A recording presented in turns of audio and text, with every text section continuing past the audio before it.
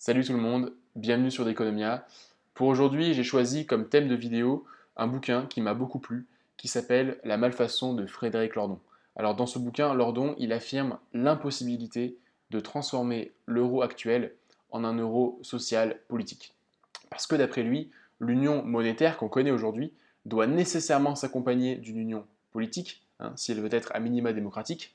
Or, cette union politique, eh bien, elle est rendue impossible par une multitude de facteurs, et le facteur déterminant, celui qui est oublié dans le débat politique actuel, c'est la conception qu'a l'Allemagne du rôle de la monnaie. D'après Lordon, l'Europe a été construite sur le courant de pensée de l'ordolibéralisme. En fait, l'ordolibéralisme, c'est un courant du libéralisme qui affirme donc la supériorité absolue du marché, et dans ce courant-là, l'État n'a qu'un rôle extrêmement limité. L'État doit simplement définir les conditions préalables à l'établissement du marché, et une fois que ces conditions sont définies, l'État n'a pas besoin d'intervenir. L'avènement hégémonique de ce courant de pensée n'étant rien le fruit du hasard, c'est la conséquence d'un autre avènement, celui de l'Allemagne réunifiée comme première puissance économique et politique de la zone euro à partir de 1991. Alors aujourd'hui, un certain nombre de contradictions et de blocages de la zone euro sont le fruit de cet attachement de l'Allemagne à l'ordolibéralisme. J'aurai l'occasion de vous présenter lesquels en fin de vidéo.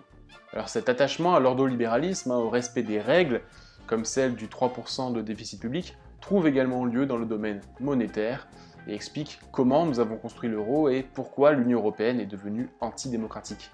Alors au moment de la signature de l'acte unique européen, Mitterrand tente de convaincre Helmut Kohl de rejoindre l'union monétaire.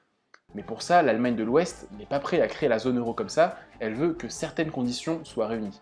Et ces conditions en matière monétaire, ce sont les suivantes. La première, que la Banque Centrale Européenne, donc la future BCE, soit indépendante, qu'elle ne soit pas soumise au pouvoir politique. Concrètement, ça signifie quoi? Ça veut dire que désormais, les États ne pourront plus financer leur déficit public par de la création monétaire, par du financement monétaire. Désormais, les États vont devoir aller directement sur les marchés financiers. Auparavant, les États, lorsqu'ils faisaient du déficit, ils allaient voir leur propre banque centrale et ils disaient bah voilà, on a besoin de temps, et la banque centrale créait de la monnaie en conséquence. Alors c'était avantageux parce que ça permettait de ne pas payer de taux d'intérêt et on était certain d'être toujours financé. L'inconvénient par contre, c'est que les banques centrales créaient de la monnaie et qu'en conséquence, il y avait un fort risque d'inflation. Le deuxième point, il rejoint le premier, c'est les missions de la Banque centrale. Désormais, la Banque centrale européenne doit avoir pour mission principale la stabilité des prix, la lutte contre l'inflation. Et cette attention particulière s'explique par une histoire particulière. Parce qu'en 1923, l'Allemagne connaît un traumatisme qui la marque encore aujourd'hui. Ce traumatisme, c'est l'hyperinflation. À l'époque, la valeur de la monnaie allemande s'effondre complètement. L'Allemagne est au bord du gouffre sur le plan économique, on est dans les années d'après-guerre, et l'Allemagne est incapable de se reconstruire efficacement, et elle doit payer des réparations à l'État français liées à la guerre. Et la France ne veut évidemment rien lâcher sur la valeur des réparations. D'ailleurs, Clémenceau, le dirigeant principal politique français de l'époque, se fait très connaître avec ce slogan « L'Allemagne paiera ».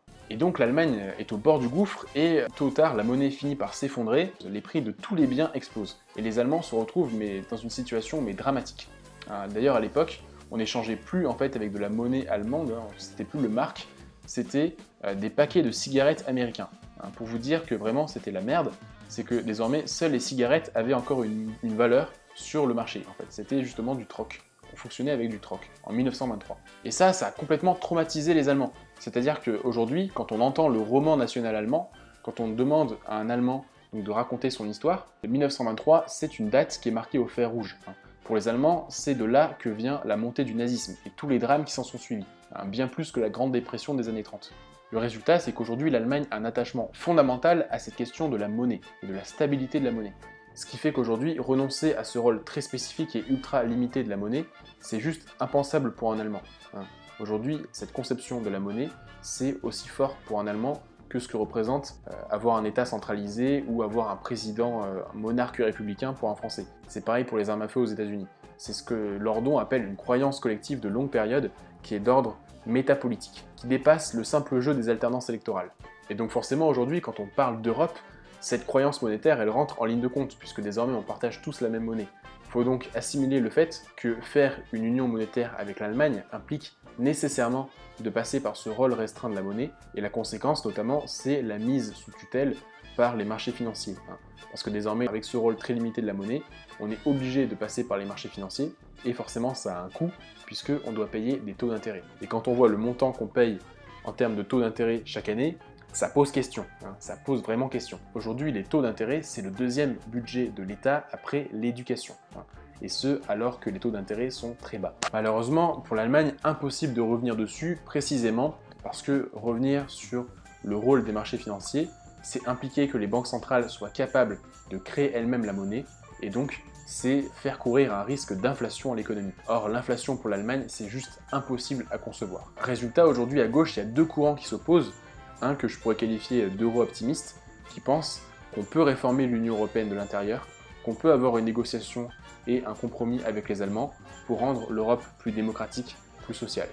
Et puis, il y a un autre courant qui pense que l'Allemagne n'est pas prête à renoncer à ce type de sujet, qui pense que c'est juste impossible d'avoir un vrai débat sur tous les sujets de politique économique avec l'Allemagne, parce que ça touche justement une corde trop sensible des croyances politiques allemandes. Et donc, comme il y a cette culture politique très antagoniste, très conflictuelle, cette opposition de culture politique entre la France et l'Allemagne, le seul moyen donc c'est de sortir de l'Europe, ou alors rentrer dans un rapport de force avec l'Allemagne, mais voilà, dans tous les cas, on ne pourra pas négocier paisiblement avec eux.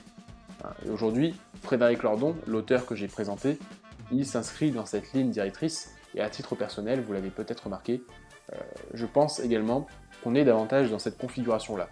Voilà, c'est mon point de vue, c'est mon opinion. Donc merci d'avoir écouté cette vidéo. Si jamais cette question vous intéresse et que vous voulez en débattre, n'hésitez pas à m'envoyer un petit message et on poursuivra la discussion tous ensemble.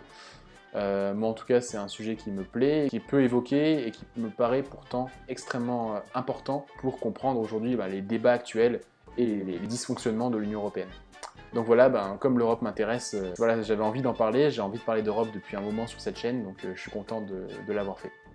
Voilà, donc on se retrouve très vite pour une prochaine vidéo, et je vous dis un excellent week-end. Allez, à plus!